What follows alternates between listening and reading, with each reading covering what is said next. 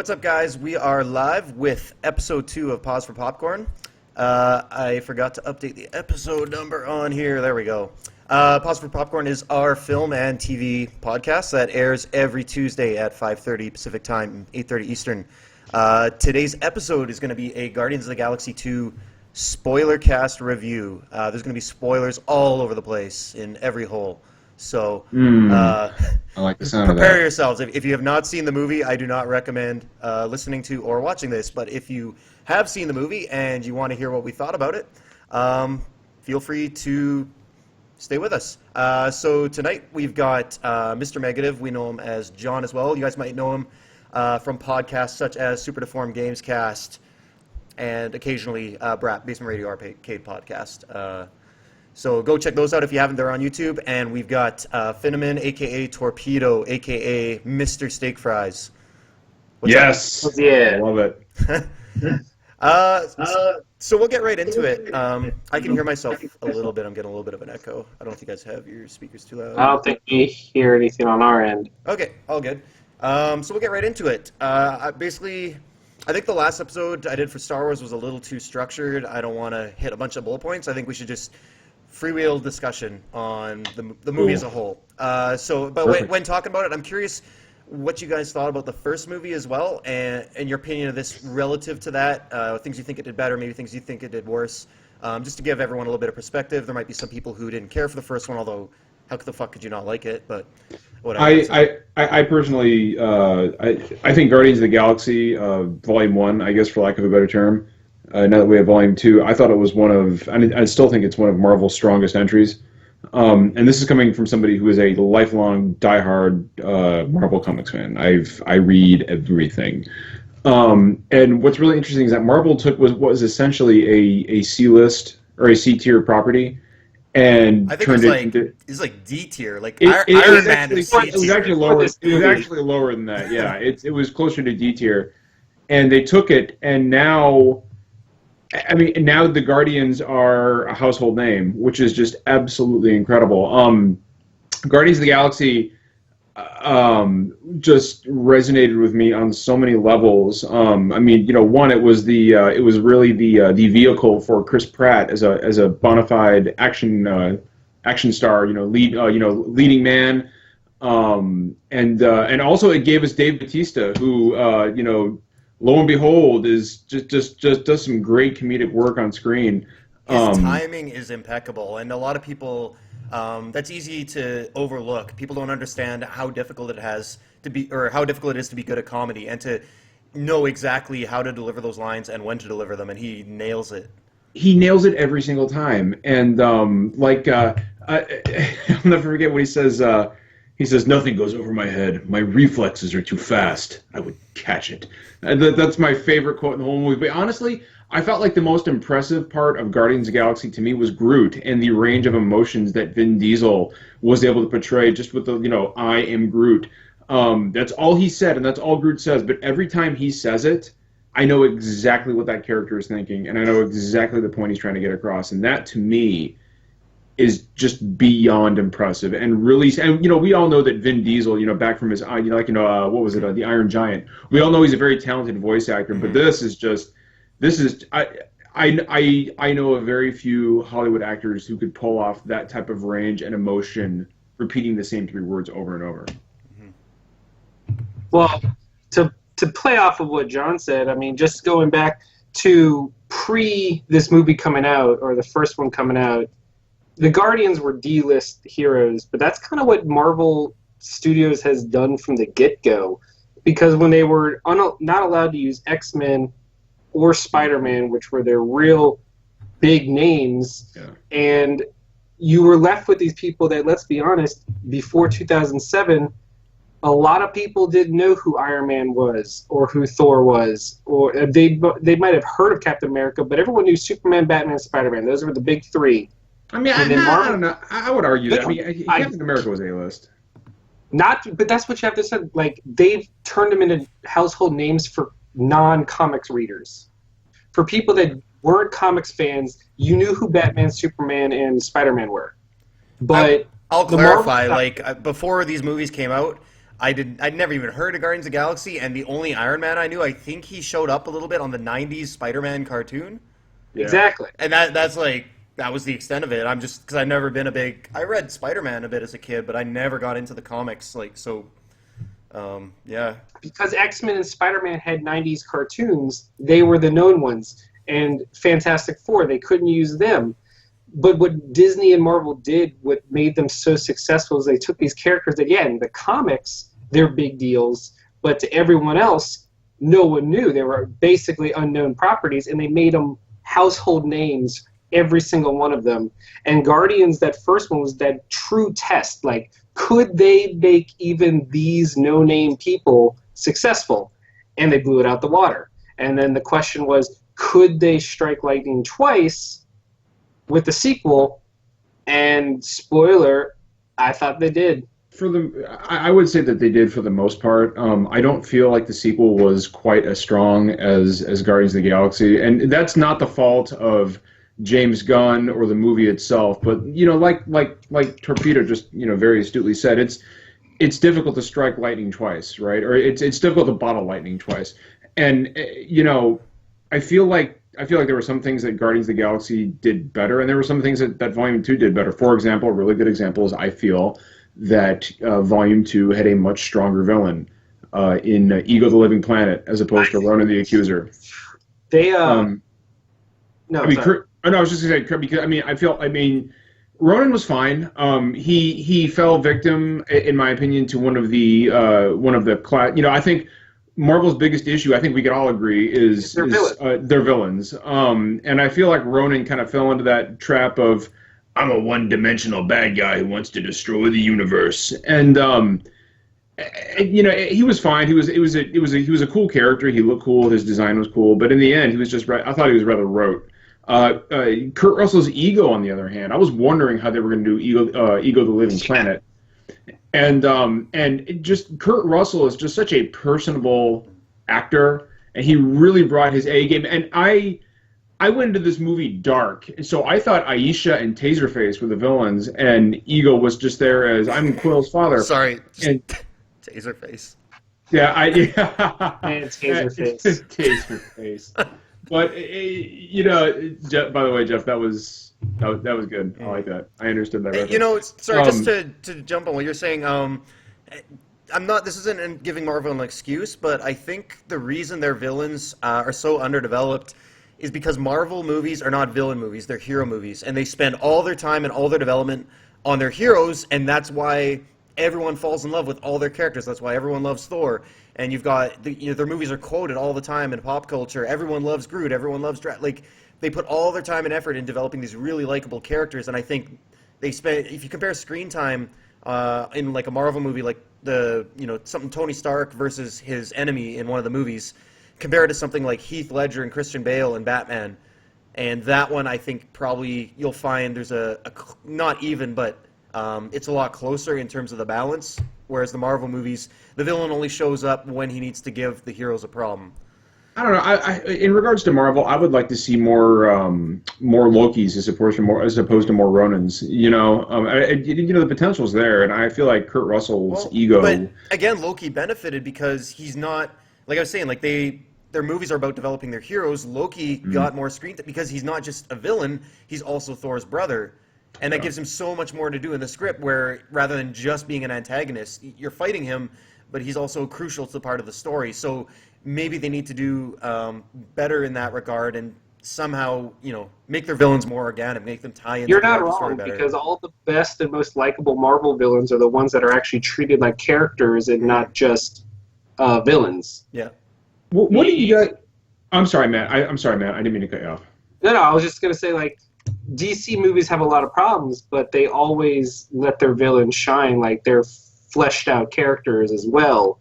So it's one of the problems that Marvel's always had. But to piggyback on your original point, Ego was a very well done villain comparatively to other Marvel ones. So, I want to get into the movie a little bit more, and we'll start with Ego. Ego, I think, was a really good villain. I thought the second half of the movie was really strong. The first half I thought was a bit plotting. there was certain scenes I think that went on a little bit too long. I don't think it was as focused as the first movie. It was not. So the first half of the movie, it wasn't bad, but I was just sitting there wondering like what's happening, because you just have everyone standing around on Ego's planet. You know something's going to happen, but I think it took a little long for that reveal. And it felt like everyone was kind of standing still till the last act of the movie when the big reveal kicks in, and then it's like, okay, here we go. Well, and that's the thing, Jeff, is that like, you know, everybody's on Ego's planet, and which was very well designed. I felt like I was watching something out of the '70s, by the way. Like, you know, like you smoking too much grass at a Grateful Dead concert, and you're on Ego's planet. It was very, very well designed, but you're right, because all of a sudden you get this huge exposition dump from Ego when he's walking around that little museum of his. And I was like, that was a moment I was like, oh, okay, all right. Well, halfway through the movie, now I understand where the plot is going. But I think at the same time, Ego's strengths completely took away from the characters of Aisha and Taserface. Simply because I thought Taserface was one of the worst parts of the movie. To be totally honest, I found nothing compelling about his character. Not like Ego. I mean, I felt like Ego commanded the screen every time Kurt Russell was on there. Wasn't Taserface just like throwaway? Isn't he like Shocker and Spider-Man? He's just kind of like you're meant to like not. And he's not even Shocker and Spider-Man. I think Taserface. He's Rhino. No, he's more like to be mocked and taken down. I don't think he was ever supposed to be a credible character. Aisha though, like Aisha figured strongly in the marketing for the movie, and she wasn't in the movie a whole lot. No, she really didn't get many scenes. The beginning and then just right at the very end. Right at the end. Yeah. And so, you know, having said that, I feel that the strengths of Ego made up for the weaknesses of characters like Aisha. I would have liked to have seen more of his living planet form. That brief shot. I understand why they didn't, because I mean, how do you have the Guardians of the Galaxy interact with a planet? But at the same time, Ego is such a cool design character in the comics, and you get that very fleeting glimpse. And I don't know. I felt like we spent too much time with his avatar and not enough time with the actual planet. But again, I understand the logistical problems of having a living. I think it's also the same concept of why you have characters in masks constantly take their masks off. Because if you get Kurt Russell in a movie, you're going to want to show Kurt Russell. Yeah. You're not going to want to have a superimposed face on a planet a lot. So that's just superhero movie. Well, and it helps the delivery, right? When you can read their face and their emotions, it's a lot easier to do that with a human face than a planet. Yeah, like I think one of the strongest parts of the second one that I did better than the first one is the character moments. Most of the characters have really good moments, and I think the development was really good. The characterization was really good. I liked what they did with Rocket and Yondu especially.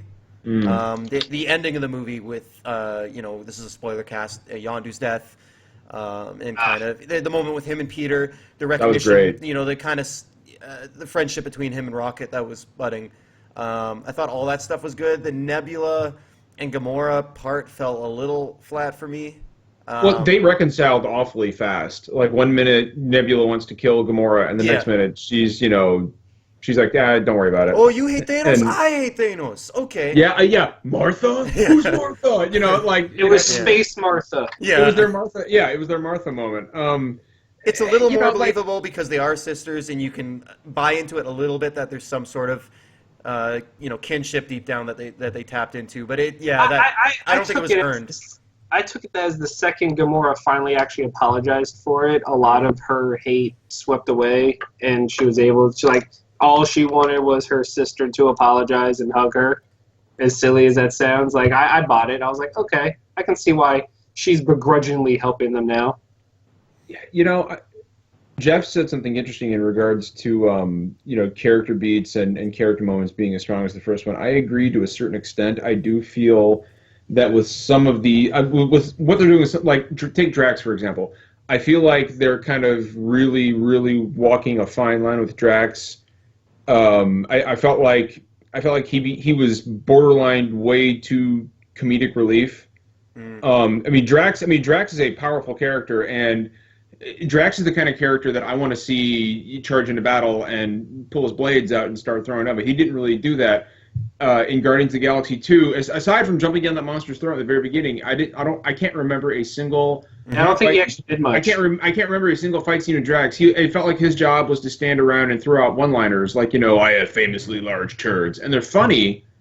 They're funny, but at the same time, I feel like they are relegating that character into a position of comedic relief that I don't feel he warrants or needs. I feel like Volume 1 struck that happy balance between, okay, he's got his lighthearted, funny moments, but Drax can kick ass if he has to. And I didn't get that sense here. And on the Actually, honestly, I rewatched the first one, and he didn't kick much ass in the first one either. He had a fight scene with Ronan, and he had a fight. He was fighting with the guards.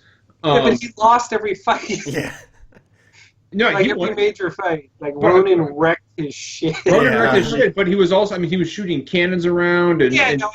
What he had more to do in the first one. He had more to do, and this one, I don't remember. I remember him standing around. Like that I was standing around and making quips, and I was like, it's funny. On the topic of comic relief, that's one of my main issues with the film. I think the first one balanced the jokes a little better. Some of the jokes in this were really good, but I felt there was either too many or there were too many. Some of them felt forced. The penis thing went on really long. Yeah. The main problem with them is every time there was a really good, heartfelt, emotional moment, it felt like they needed to lighten it up with a joke immediately after. Like when Drax, like you said, when he's talking to Mantis, and it's like, this really nice discussion that they're having, and then at the end, but you're ugly. And it's like, that line is like funny, but it just kind of defeats what they're building up to every time.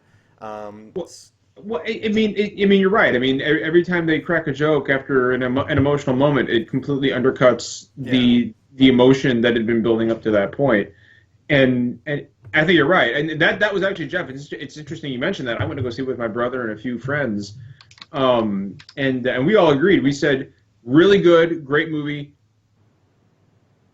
veering a little too far into comedy, full out comedy for our tastes. I'm gonna have to say I like the balance of it because it further differentiated itself from the other Marvel movies. It is more of a straight action comedy rather than the others which just have a sprinkling of humor in it. Guardians just decided to embrace that aspect of themselves. Yeah, go ahead, Jeff. I'm sorry, man. Yeah, to what Matt's saying, I love that it almost went full cartoon at times. There's the part in the forest where the guys or Rocket's gadget is just flipping them up above the trees. That was cool. And then the part where they're making all the jumps and their faces are just. I was like, I'm watching the Saturday morning. That cartoon. Was fun. Yeah, that was. I lost my shit. The faces. I was laughing at that. That was really good. Yeah. And I don't want it to seem like I'm coming down incredibly hard on the comedy because I don't think it was bad.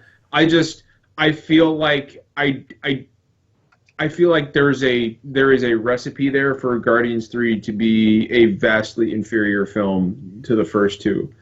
I just don't want them to. I don't want a cartoon. I like them skirting the line between serious and funny, but I don't want this to be like a full blown Saturday morning cartoon. But that's just me. So I feel like the film. I feel like the first film balanced the action and the comedy better. That's fair. However, I also worry that every Marvel movie post Avengers 3 is going to not live up. I think we're going to start seeing diminishing returns in general.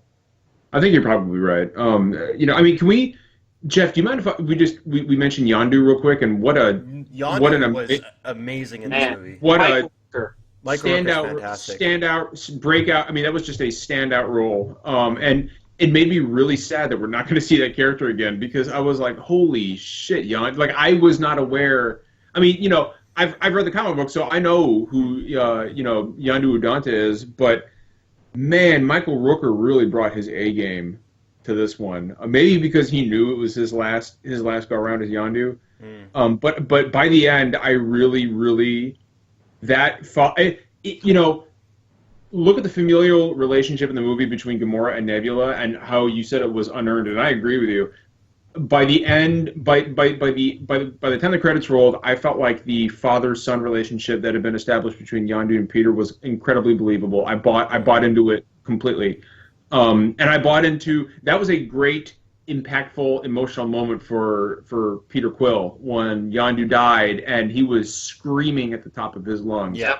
And I really, really believed that Quill was just in severe emotional pain over the death of Yondu, and I thought that whole scene was one of the absolute highlights of the movie for me. I felt so much for Peter, because you realize that he lost both fathers on the same day he realized that they were both his fathers.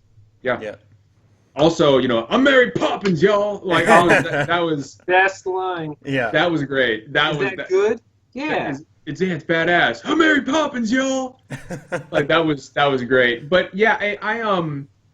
It made me really sad that we're not going to see any more of Yondu. I thought that he became one of the MCU's best characters in this movie, and now he's gone. I really felt they were going to do the classic Marvel, like, last-minute Deus Ex Machina save. Like, the ship was going to fly up and pick them I'm both glad they up. didn't. But that was Well, like, yeah, it was almost mirroring Me too, the but I just Peter. kept expecting it.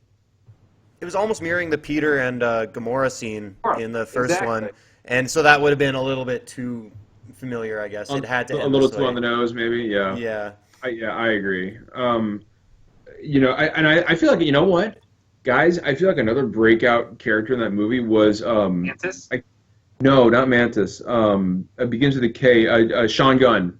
Sean Gunn's character. Oh, Craggle, Cragler, Craggle? Hold Cragular? on. Someone, yeah, Yeah, Matt, look it up. yeah. Look him up because we're gonna. I'm thinking of the sit and thing from Craggle Lego Pop, Movie, like, the Craggle. the Craggle. That's exactly what I was thinking. But Yeah. Cragular. I'm looking it up now. But I thought he was going to be like a throwaway character, and he ended up becoming really endearing. Kraglin. There We we were go. close. But that's the thing, like, the realization is, like, we talk about how, like, Drax and Groot don't have as much to do in this movie, and it's because Kraglin, Yondu, Mantis, Ego, and even Nebula get a lot of character development, so the other characters that got a lot of focus in the first film kind of have to take a back seat. Do you guys feel like the movie was overstuffed? Honestly, when I heard that they were originally going to put Adam Warlock in the movie, and then he decided not to because he already had 8 characters on the team plus villains, I was like, yeah, smart call. Yeah. And now that's just going to be the focus of Volume 3. So I thought it was just the right amount of stuff. There wasn't Spider-Man 3 stuff where they're like, we're going to have 3 villains Yeah. and the villain arc. I don't think it was overstuffed. I think they had the right amount of stuff. I think the way they handled it was a little messy at times, like I just mentioned with the amount of time they spent on certain scenes, and just kind of I don't know. I have to see it again. All I know is the first half of the movie, I thought the pacing was a little off, but the second half, and the thing I love about Marvel and the thing that this did so well, it reminded me a lot of Civil War, like the last battle where they're fighting Ego, and like it's like splash pages from the comics come to life. Yes. Like Yeah. everyone's in the air, and if you can pause it and look at any one character, and they're all doing something, and the camera's going around, and Rocket's got his guns, and they're like, it's so good. I'm not going to lie, it makes me like just salivate at the thought of what the Russo brothers are going to do with Infinity War when everybody teams up against Thanos. So let's talk about that. I was surprised, Jeff, if you don't mind, man. Yeah. I was wondering if we could just mention the fact that no real mention. I mean, I think there was one mention of the Infinity Gems. No real build up towards Infinity War at all, which kind of surprised me. I was expecting that because I figured if any of the Phase 3 movies were going to help build up to Infinity War, it would have been Guardians of the Galaxy, because now we are in the cosmic universe. Let me point something out to you. I think it's going to be Ragnarok, because Ragnarok takes place all in space. Let me point something out to you. I was watching the credits for this, waiting for the post-credit scenes. On the right-hand side of the credits, they have all the pictures of the characters. If you look closely, you see Jeff Goldblum. I saw that. Yeah. And you can tell from the that. Thor Ragnarok trailer. Look at the costumes. Look at the settings. The aesthetic in Thor Ragnarok is very similar to a lot of Guardians of the Galaxy. Like even the trailer down to the neon retro vibe and the soundtrack choice. Mm-hmm. It's very So Guardians-esque. That's going to be what because then Thor and Bruce Banner, they're going. I don't know if it'll happen in Thor Ragnarok or if it'll just set it up. but Thor and Bruce, I think, are going to be the ones to meet the Guardians of the Galaxy. Yep. And it's going to be similar to that thing you had in Civil War where Falcon says, "I know a guy," because he ran into Ant-Man. You think Thor and Hulk are going to be that bridge that brings the two they're together? They're going to be like, we know these guys. They can help us. And I always thought the stinger for Thor Ragnarok was going to be the Guardians meeting Hulk and Thor on their way back to Earth. Yeah, and I think we talked about that on Twitter briefly. My thinking on that is that the moment that you have the Guardians meet some of the Avengers is such a big moment that they're not going to put that in a post-credit scene. That's going to be a key. Probably, yeah. I don't know. I movie, think it would be the perfect jump off point for having. I don't know. It would be like a holy shit moment. But for a stinger after the credits, man, I'm kind of with Jeff on that. We'll I don't. I'm just like it might not fully show them on, but it's going to tease. That's my prediction. I fully back it. We can do an avatar bet. Finneman can wear a taser face avatar for a week. You guys should do it. Yeah, taser face. Or he has to go by the name Taserface on SDGC for a month. That would be amazing. And then I'm just going to constantly. I'm going to swear that it's a cool name. So, like, speaking of stingers, how great was that stinger with Stan Lee and the Watchers? Yeah. Which is interesting because I thought that the Watchers would have fallen to Fox as part of the rights of the Fantastic Four. Hold on. I'm going to pause you here. You got to explain to me and maybe some of the listeners who the hell the Watchers are for us. Okay. Okay, so Uatu and the Watchers were those bald-headed guys talking to Stan Lee, and the Watchers are basically cosmic entities that eons ago were responsible. They provided technology to a race and helped them evolve themselves, and eventually that race was responsible for a great galactic calamity. So the Watchers took a vow only to observe and never to interfere. And in the comic books, Uatu is the Watcher who breaks his vow and warns the Fantastic Four about Galactus, who is coming to Earth to consume it. So the Watchers are basically that's what they do. They watch everything unfold. They're these very powerful cosmic beings. And it's interesting because the Watchers are almost always associated with the Fantastic Four franchise. So is Ego the Living Planet, by the way. And I guess I'd read somewhere that Marvel made a deal for Ego. Yes. And I guess that's either Fox never had the rights to the Watchers, or maybe they were included in the deal with Ego. But what I don't understand, and maybe Torpedo, you can help me understand this, is was Stan Lee supposed to be Uatu?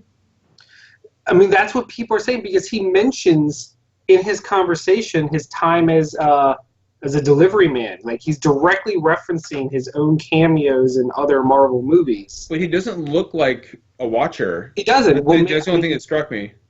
Maybe he can just phase or shapeshift or conceal himself in some manner. I mean, James Gunn himself fed the fuel of that fire, where he was like, there's a reason Stan Lee is always appearing as a bystander, observing all of these moments in these Marvel movies. They're hinting that he might be the Watcher. See, that's a theory that's been floating around for years, and I can't believe never heard that. James That's hilarious. No, dude, this has been a theory that Marvel fans have been floating for years, is that Stan Lee is Uatu the Watcher, and now James Gunn has basically validated that theory, which I just thought was so fucking meta, but two, just so incredibly cool.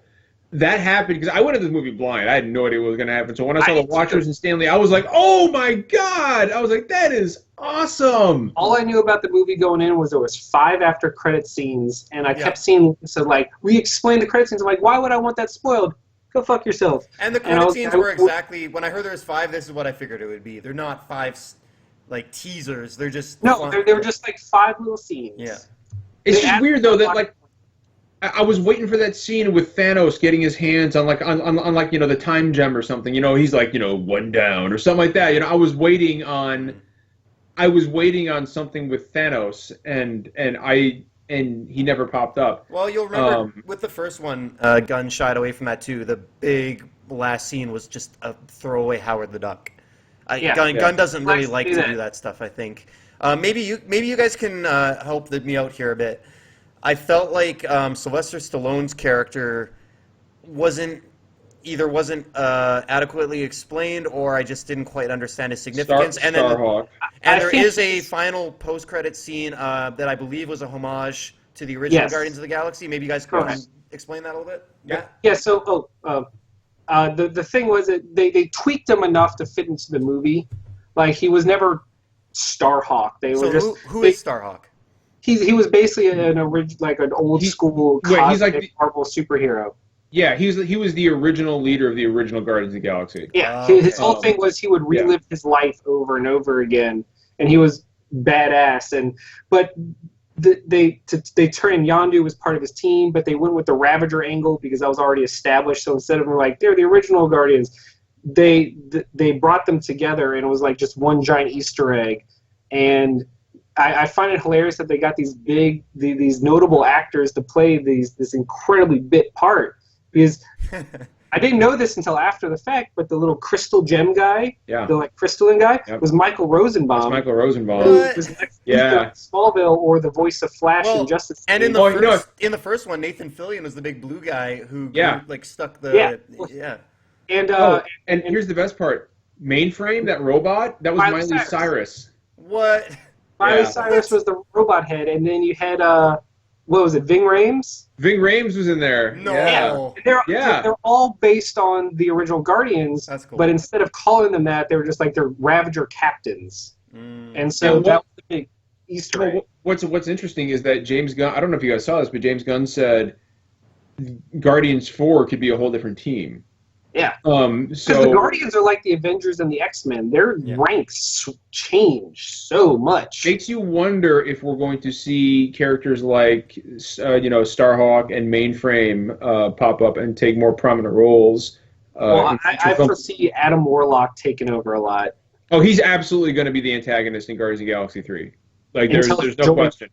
Until he joins them, yeah, he'll reform himself, which is good because I'm a little frustrated with the let's kill all our villains off trope. I don't. Yeah, I really don't like when especially like in an established shared universe like the MCU. I was really hoping they wouldn't kill Ego off. Just like I was really hoping they wouldn't kill a lot of villains off, like they wouldn't kill Crossbones off, like they wouldn't kill Ultron off. Crossbones made me sad. And I was like, man, Marvel, dude, stop killing all your bad guys. Stop killing all your bad guys. So I was hoping to see Ego make it out alive, but he wasn't to be. Overall, just an absolutely fantastic movie. So if I had to give it go ahead, Jeff. I'm sorry, man. No, that's please. right. So you're gonna rate it? Yeah, I'd give it a solid 8.5. What about you, Matt? You know what? I will also give it an 8.5 because while I really enjoyed it and I put it on par with the first one, my big gripe, I never actually got into this, was the movie ultimately served no purpose.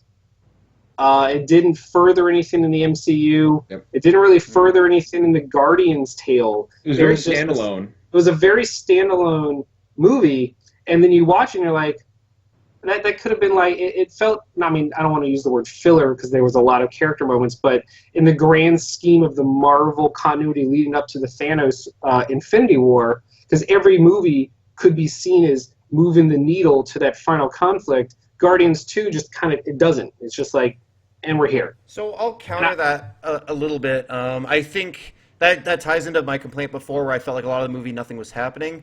It's basically the other team members of the team were just doing their various stuff, and in the end, it was just a bunch of people hanging around on Ego, and then they discover he's bad and they fight him, and that was basically it. But I think while it doesn't advance plot in terms of events or really significant impact on other things in the MCU, I think it advances the characters. It advances the Guardians themselves. The development was really good, and I think all of them are in a different spot than they were at the beginning of the movie, and I think they're more in a place where they'll be ready for that Infinity War battle. Someone like Rocket, I think at the end of the first movie, he's still very much in it for himself, like most of the Guardians are. They're just this ragtag group, and yeah, they became friends, but you could still kind of doubt whether they care enough to fight for the universe, and I think all of them were given meaning or purpose in some way in this movie. And kind of resolved a lot of their inner issues, and I think are stronger. And now maybe they've seen, yeah, I do have something to fight for. I can be a good guy. Yeah, no, I agree, and I feel like I'm really glad they did that because by the end of the movie, let's take Rocket for example, right? Like I kind of felt like his I'm an angry raccoon and I was mistreated and blah blah. I was like, okay, I'm kind of over this now. I'm ready. I'm kind of ready for these guys to come together and put some of this stuff aside. And I felt like, consequently, I felt like some of the strongest scenes in the entire movie were between Yondu and Rocket, which again makes me sad that we're not going to see Yondu again because that bromance was epic. The bromance between Yondu and Rocket was absolutely phenomenal because these are two. And there was one moment where Yondu, I was like, I really got it, right? And it really actually affected me because when I was down in Savannah, Georgia, this past weekend, like I always do, I went to visit my friend Joel, who died a few years ago. We had this spot in Savannah, Georgia. We would years ago, back in high school, we would sit and freaking drink and talk about chicks and the future and whatever.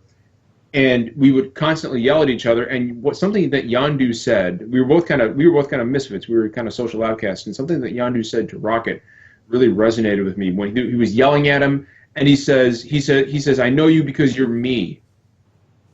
And that was such a powerful moment for me because it reminded me of the kinship and the brotherhood between me and Joel, God rest his soul. And so that moment for me, that bond between Yondu and Rocket hit home for me on a very personal level.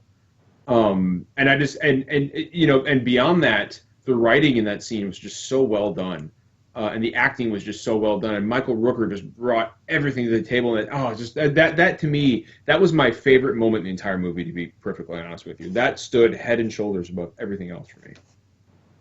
Man, well put. Quick hit then to kind of tie it all together. 2 questions. Do you guys like Guardians 1 or Guardians 2 more overall? And which one has the better mixtape? Matt, why don't you take it first, man? Mixtape is definitely Volume 1. Yes. I don't think there should be anybody. Cherry Bomb.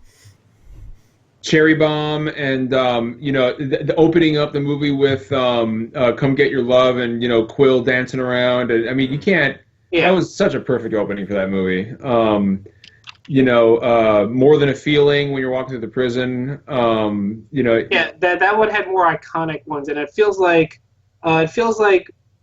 Part 2 felt almost like when there was too many Rock Band and Guitar Hero games, when they started this really, they were no longer the greatest hits. They were just like other songs you might have heard of. I mean, they were still good, but not compared to the first one. So Mixtape goes Volume 1 for me all day, every day. Me I'm too. gonna have, yeah. You too, John? Yeah, I'm gonna have to agree. Honorable mention to an original song by David Hasselhoff for the end credits. Yes. So yes, yeah. Oh, that Hasselhoff camo was mint, by the way. That was fantastic. What about the movies? Which one do you guys prefer? Guardians of the Galaxy. Shit. It's tough. Okay, can I break it down into 2 different categories for myself? Sure. Thematically, I preferred. How about this? From an action standpoint, I preferred Guardians 1. From a villain and a characterization standpoint, I prefer 2. I felt like Guardians of the Galaxy Volume 1 had better action. I felt like the threat was much more pronounced. Even though I felt Ego was a stronger villain, thematically, I felt Ronan presented a bigger threat to the universe. Ship killed like the entire Nova Corps. Yeah, his ship killed the entire Nova Corps. Like that whole fleet. He was about to touch the power gem to the surface of Xandar, which would have obliterated the entire planet. At that moment, he became powerful enough to take on Thanos, and so I felt like Ronan was a more menacing, a centrifugal threat than Ego was. Even though I felt Ego was a better written, more fun character to watch. So yeah. So there are certain things I like about Guardians of the Galaxy 1 more than Guardians of the Galaxy 2, and that's not to take away from either film. I think they're both great. I'm going to put it, I don't want to echo everything, but pretty much I agree with John on this one. The part 2 had a better villain, but part 1 had more stakes, I think. So it felt more gripping. I felt more invested in it. And also there was the added bonus. I mean, there's no denying that Guardians 1 was so fresh and new because we knew nothing about them. We had no idea what to expect, whereas Guardians 2 is just a more polished version of that, but it loses that new factor, loses that wow factor, because we know what to expect. We know what we're seeing. We just don't know where it's going. To be fair, which is a problem most sequels face. Like, I think Age of Ultron, despite all its problems, suffered from that too. Problems, but it contributes to why part 1 is more gripping for me. I mean, there are those rare moments in the MCU where the sequel surpasses what the first. Like, I think The Winter Soldier is a really good example of that. Yeah. Which is, to me, is probably one of the finest movies in the entire franchise. Winter Soldier I felt was a stronger sequel. And that's actually really kind of it.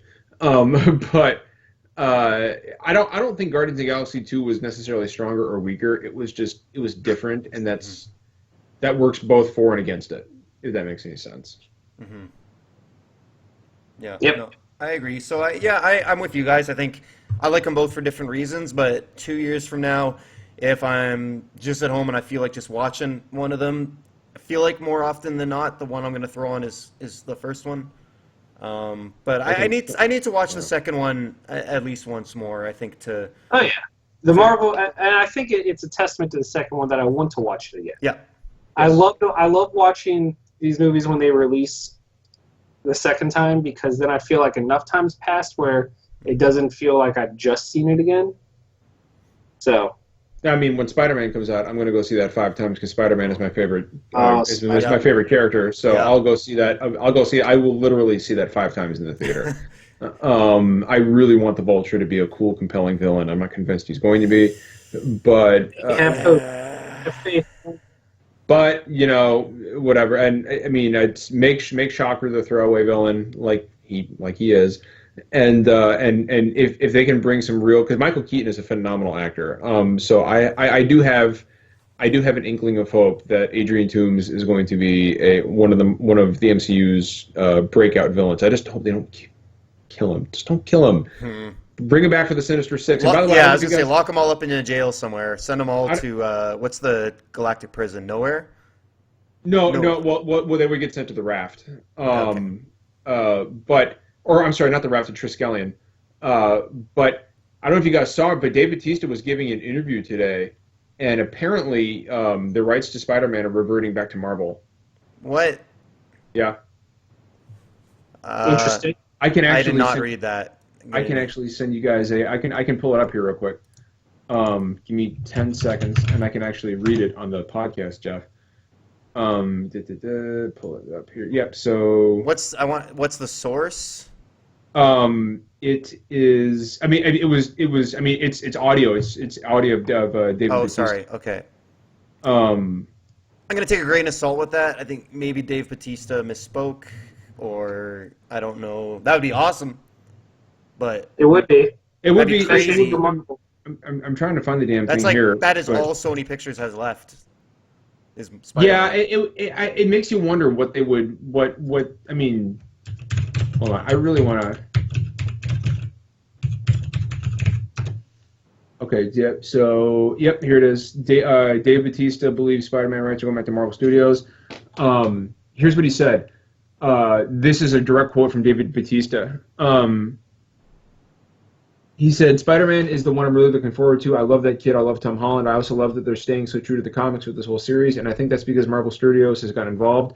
I think before it was Sony who had control, and I think they're doing a partnership now, but I think they will. I don't know this for sure, but I think they're going to reacquire Spider-Man. Okay. And then I guess he stopped talking. He shut up. Well, Disney can certainly afford it. Yeah, They could whatever that would cost. I'm sure they could afford it if they. it really would be wanted fascinating. It would be fascinating if Marvel was going around trying to stamp up the rights to their, and it makes sense. I mean, they got Uatu, they got Ego. I guess originally they wanted Galactus in exchange for Daredevil, and Fox said no, you can't have Galactus. Yeah. But it sounds like they're trying to get some of their property rights back. Well, I would be all aboard that, but that's probably a topic for another time. So we'll go ahead and wrap it up here. I want to thank you guys so much for coming on tonight. Oh, Thanks dude, for having us. No, dude, this is fantastic. You're doing such a good job with this, man. Talking comics and comic movies is what gives me life. And it's a nice palate cleanser from talking video games all the time. Yep. So The nice thing about Marvel is it's always Marvel time. There's always something happening. Absolutely. Either Absolutely. making great movies or ruining their historic characters in their comics. But we won't get into that. Oh, did you hear that Hydra no. Cap is now worthy and is wielding Thor's hammer? Yeah, he picked up Mjolnir. I fucking hate everything. I hate what they're doing. Well, thanks for watching, everybody. Pause for Popcorn, again, airs every Tuesday at 5:30 Pacific, 8:30 Eastern. We are pre-recording this since I won't be around this Tuesday, but it will go live at the usual time. It'll also be up on SoundCloud, and I'm working on getting iTunes. So it should be available however you want to listen to it. And I want to thank, again, Matt and John for coming on. You mind if I plug your guys' Twitter handles? Please. So you can find Matthew Finman, a.k.a. Torpedo Vegas, a.k.a. Taserface, at NOLA Nerdcast Taserface. on Twitter. Which is my other show, which is all about comics and games.